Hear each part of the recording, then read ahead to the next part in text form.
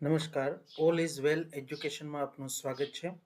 હાલ આધાર અપડેટનો ઓપ્શન આવે છે અને એમાં તમે જોયું છે કેટલાક વિડીયો પણ આવે છે કે જેમાં તમને કહેવામાં આવે છે કે મોબાઈલ નંબર અપડેટ કરો, ઈમેલ એડ્રેસ અપડેટ કરો, ફોટો અપડેટ કરો. પણ આ દરેક વસ્તુ આપણે અપડેટ કરી શકતા નથી. માત્ર એડ્રેસ એક આપણે અપડેટ કરી શકીએ છીએ.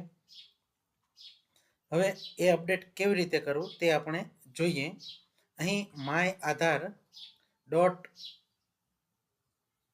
.uidai.government.in આ વેબસાઇટ છે જે ડિસ્ક્રિપ્શનમાં પણ આપી છે, અથવા તમારા મોબાઈલમાં માય આધાર એપ ઇન્સ્ટોલ કરો. હવે અહીં તમે ઇન્સ્ટોલ કરશો એટલે તમારે સૌપ્રથમ લોગિન કરવું પડશે, જેમાં તમારો આધાર કાર્ડ નંબર, કેપ્ચા કોડ અને એક ઓટીપી આવશે જે આધાર કાર્ડ સાથે લિંક હોય મોબાઈલ તેમાં એક ઓટીપી આવશે. ઓટીપી એન્ટર કરશો એટલે તમે લોગિન થઈ શકશો. હવે જેવું તમે લોગિન થશો એટલે તમારી પાસે ડોક્યુમેન્ટ અપડેટનો એક ઓપ્શન આવશે. ત્યાં તમે ક્લિક કરશો તો તમે આગળ વધી શકશો ડોક્યુમેન્ટ અપલોડ કરવા માટે, એટલે કે તમારું એડ્રેસ અપડેટ કરી શકો છો. એ સિવાય બીજા અહીંયા કેટલાક ઓપ્શન છે. તમે તમારું આધાર કાર્ડ ડાઉનલોડ પણ કરી શકો છો, પીવીસી કાર્ડનો ઓર્ડર પણ આપી શકો છો, એડ્રેસ અપડેટ પણ કરાવી શકો છો. તો અહીં એડ્રેસ અપડેટ છે તેના ઉપર જઈ અને તમે તમારું એડ્રેસ અપડેટ કરી શકો છો. તમે જોઈ શકો છો કે આમાં કોઈ બીજો ઓપ્શન છે નહીં. મોબાઈલ નંબર, ફોટો આવું કોઈ અપડેટ કરવા માટેનો ઓપ્શન નથી. માત્ર એક એડ્રેસ અપડેટ માટેનો ઓપ્શન છે.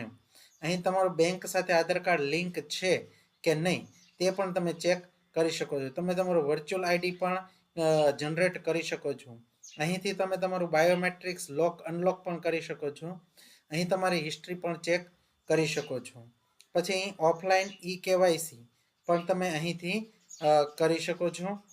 પેમેન્ટ હિસ્ટ્રી પણ ચેક કરી શકો છો અને આમાં હેડ ઓફ ફેમિલીની રિક્વેસ્ટ પણ કરી શકો છો અને આધાર અપડેટની હિસ્ટ્રી પણ ચેક કરી શકો છો.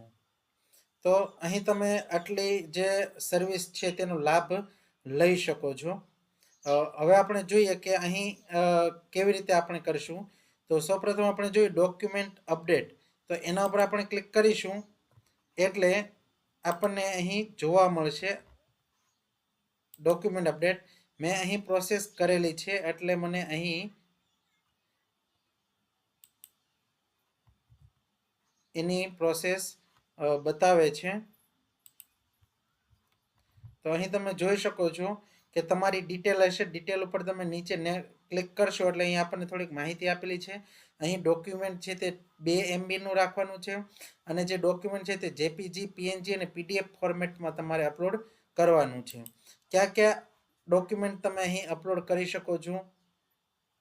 તો અહીં જે ડોક્યુમેન્ટ કેટલાક આપેલા છે: ડ્રાઇવિંગ લાયસન્સ છે, ઇન્ડિયન પાસપોર્ટ છે, કિસાન ફોટો પાસબુક છે, મનરેગાનું છે, માર્કશીટ, સર્ટિફિકેટ છે અથવા યુનિવર્સિટી અથવા હાયર એજ્યુકેશન ઇન્સ્ટિટ્યૂટ સ્ટેટનું કોઈ સર્ટી હોય, marriage certi with or without photograph,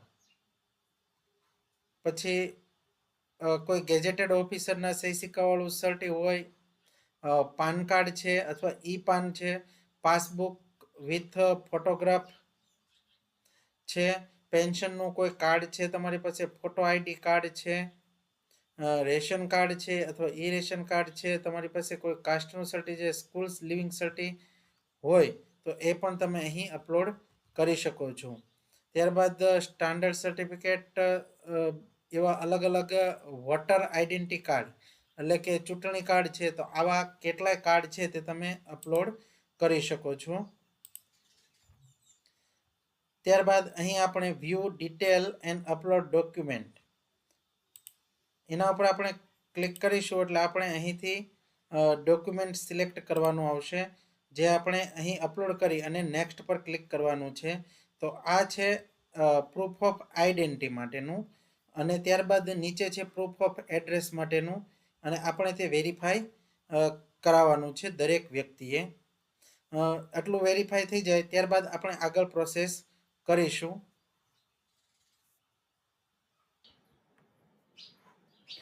તો અહીં તમે જોઈ શકો છો કે પ્રૂફ ઓફ આઈડેન્ટિટી અને પ્રૂફ ઓફ એડ્રેસ બંને મેં અહીં અપલોડ કર્યા છે અને ત્યારબાદ અહીં ટિક માર્ક કરી અને આપણે આગળ ક્લિક કરીશું. તો your graphic detail in the document exactly match with your graphic detail in Aadhaar. Please click on OK to confirm. તો અહીં આપણે ઓકે આપીશું એટલે આપણી જે ડેમોગ્રાફિક ડિટેલ છે આઈડેન્ટિટી અને એડ્રેસ તે વેરીફાઈ થઈ ગઈ છે, અપલોડ થશે, વેરીફાઈ થશે અને અહીં સબમિટ પર આપણે ક્લિક કરીશું એટલે આપણી જે ડિટેલ છે તે ઓકે થઈ જશે. તો અહીં થોડીક પ્રોસેસ થાય છે ત્યાં સુધી આપણે વેઇટ કરીશું. તો અહીં આપણે સબમિટ કર્યું છે એટલે આપણું ટ્રાન્ઝેક્શન સ્ટેટસ સક્સેસ થઈ ગયું છે અને અત્યારે કોઈ પણ પ્રકારનું પેમેન્ટ નથી. સપ્ટેમ્બર 2024 સુધી આની કોઈ ફી નથી. આપણે આપણું એકનોલેજમેન્ટ અહીંથી ડાઉનલોડ કરી શકીએ છીએ. ડાઉનલોડ કરી અને આપણે ફરીથી ડેશબોર્ડ પર જઈ શકીએ છીએ.